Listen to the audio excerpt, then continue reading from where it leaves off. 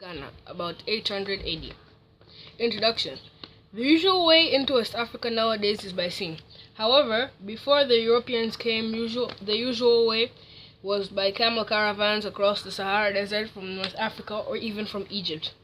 The biggest and important places were on or near the Niger River, and little was known of the people who lived in the forest to the south.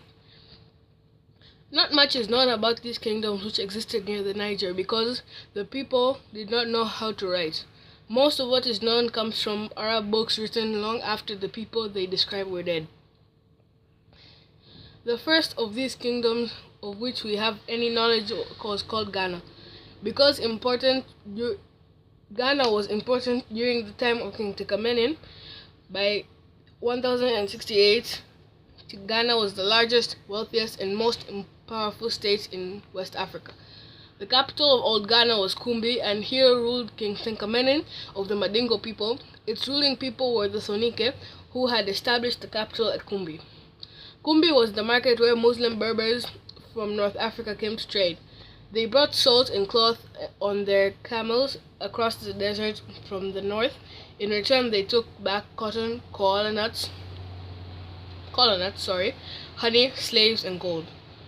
The camel caravans moved from one oasis to another. An oasis is a place in a desert where water and plants are found. An Arab writer called El-Bekri wrote about Old Ghana. The following is learned about Ghana from his writings. A. Although the king, chiefs, and rich traders lived in houses of stone, most of the people lived in round huts with grass roofs. B. The people of Old Ghana made their clothes from cotton, which they grew themselves. They also grew millet and caught fish in the Niger and other rivers. C. They used salt for trade for themselves and their cattle. Most of the salt did not come from the sea, but from the oasis of Tagaza, far away to the north. The fact that salt was used in the place of money made it so valuable. D. Gold came from the west, from the Wangara country to the south.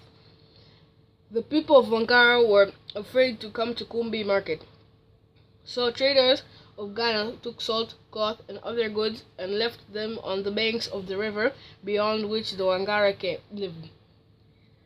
The Wangara brought the gold in exchange and left beside the goods on the river bank. The traders took the gold if they were satisfied, but if not, they went hoping the Wangara would bring more.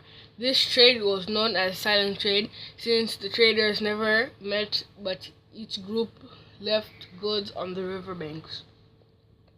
E. The town of Kumbi was divided into two. The Muslim traders from the north lived in one half of the Madingo tribe in the other.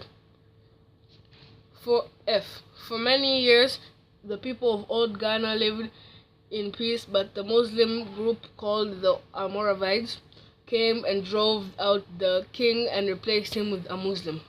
They converted many Madingo people to Islam. Those who refused to accept Islam decided to flee. After that, the importance of Old Ghana declined and other kingdoms came to take its place. Reasons for Old Ghana's rise to power. 1. There was large supplies of gold in the upper Senegal and Niger valleys. 2. North African traders also provided fine Arab horses from their homeland and sold from their mines of the desert. This trade was a source of Old Ghana's power and wealth. 3. Kumbi had abundant supplies of pure water and foodstuffs farmed locally to meet the needs of the trans-Saharan travelers. 4. The people of Old Ghana, Sonike, were the first in their area to develop the use of iron and to use numbers of horses. This gave Ghana economic and military power, which enabled the people of Ghana to build up the largest army of the Western Sudan. Reasons for Old Ghana's decline. The decline of Ghana was due to attacks by powerful enemies, example the Almoravides and the groups. These attacks broke the military power of the empire and ruined its economy. 2. There was also competition among the Muslim traders to control the trade, and this destroyed Ghana's power. 3. The enforcement of Islam upon the people of Ghana disrupted the people's unity and peaceful existence. The people were divided since some accepted Islam and others did not. Those who did not were threatened and others had to flee.